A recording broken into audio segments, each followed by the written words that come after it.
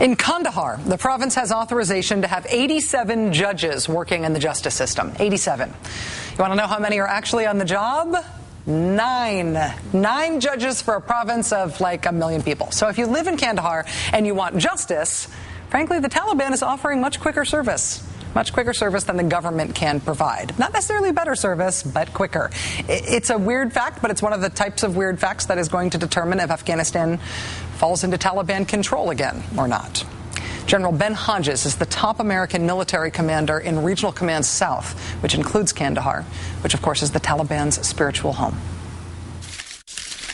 When people talk about Kandahar, one of the things that we sort of say and don't detail really, at least in civilian news coverage of what's going on here, is what that means for Taliban governance. I mean, we know there's a shadow Taliban governor here, but are they doing dispute resolution? Are they doing, punishing people for theft? Are they? Yeah, there is a. If you think of the insurgency as an argument for the loyalty of the people between the Afghan government and the Taliban. The Taliban is not a popular uprising. I mean, they don't do anything. They haven't built a school. They don't fix irrigation systems. They don't do any of that. But they sure scare people, and they do dispute resolution very quickly. And they're not seen as corrupt. Yeah. So, for an average farmer, he's trying to decide, is my life better with the government if I don't trust the government? If the face of the government is the police and they're taking money from me every time I go anywhere, it's not worth growing these wonderful pomegranates because I can't even get them into Pakistan to export. Is my life a whole lot worse with the Taliban? Right. If they're not corrupt, but they're brutal. Right. And that's the problem. They're quick. I mean, they do dispute resolution very fast, but it usually is, Sharia law. People get killed, physically punished, and of course, there's no human freedom. At times, the Taliban outlawed kite flying. So they're not popular, but the government has got to provide a better choice. Yeah. Otherwise, people are not going to take the risk. That's what it's about. I mean, if they're seen supporting the government, if they don't feel secure, the Taliban are going to come in that night and kill somebody or hurt them or wreck their house. But it's almost like that's the central thing that makes this feel almost impossible, because if the Taliban, when they took power in the 90s, it was here and in other places, it was in part by saying we're not going to be corrupt, we're religious, we're students, and the corruption of the government isn't serving you. We can serve you. We'll be brutal, but at least we'll be honest.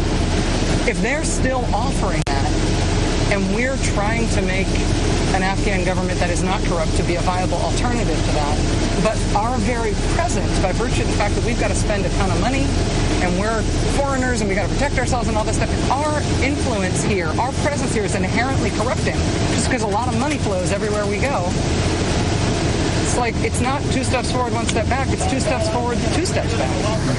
I don't think I buy that. I don't accept that we are inherently corrupting. I know what you're saying. There's certainly that much money coming in, the potential for that, and I have no doubt that some money has made it to the wrong people. But I've met enough Afghans who have demonstrated those kind of qualities, whether they're in the military, police, or government, who are brave, who take huge risks, and are committed to having an Afghan society that respects its culture and traditions, and can provide some basic services. And the requirements are really relatively simple as you look around.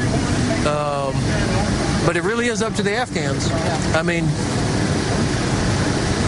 we'll never have more capability than we've got this fall.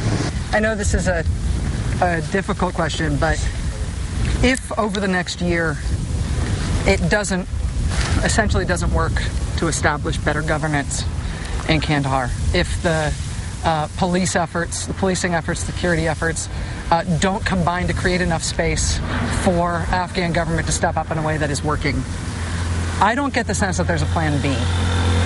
Is there a plan B? Is plan B just more time? There's no reason why this shouldn't be successful if the Afghans do their part. I mean, I've never met an officer that didn't want more capability, so I would never turn away more engineers or more military police. But we have enough to do what we have got to do in Kandahar, assuming that the Afghans step up and do their part. If they don't? We will have given them the best chance they've ever had.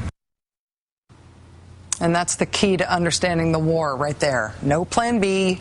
We're giving them the best chance they've ever had at a government. But it's their own gig. We can't do it for them. We'll be back with U.S. troops on the front line, footage we have never shown before when we come back.